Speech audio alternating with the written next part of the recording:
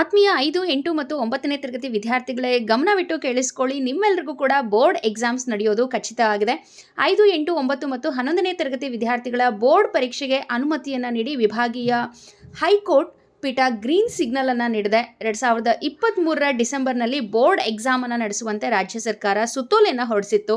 ಆದರೆ ಸರ್ಕಾರದ ಆದೇಶವನ್ನು ರದ್ದು ಮಾಡಬೇಕು ಅಂಥೇಳಿ ರುಪ್ಸಾ ಸಂಘಟನೆ ಹೈಕೋರ್ಟ್ ಮೊರೆ ಹೋಗಿತ್ತು. ಆದರೆ ಈಗ ಬಂದಿರತಕ್ಕಂತಹ ನಿರ್ಣಯದ ಪ್ರಕಾರ ನಿಮ್ಮೆಲ್ಲರಿಗೂ ಕೂಡ ಈ ಬಾರಿ ಬೋರ್ಡ್ ಪರೀಕ್ಷೆಗಳು ನಡೆಯುತ್ತೆ.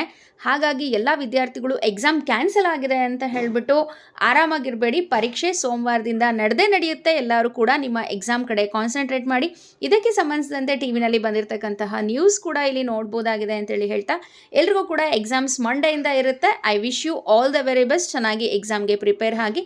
ಹಾಗೆ ಎಕ್ಸಾಮ್ ಸಂಬಂಧಿಸಿದಂತೆ ನಾನು ಈಗಾಗಲೇ ಫೇಸಿಂಗ್ ಶೀಟ್ ಯಾವ ಥರ ಇರುತ್ತೆ ಅಂತ ಹೇಳಿದ್ದೀನಿ, ಅದನ್ನೊಮ್ಮೆ ನೋಡ್ಕೊಳ್ಳಿ.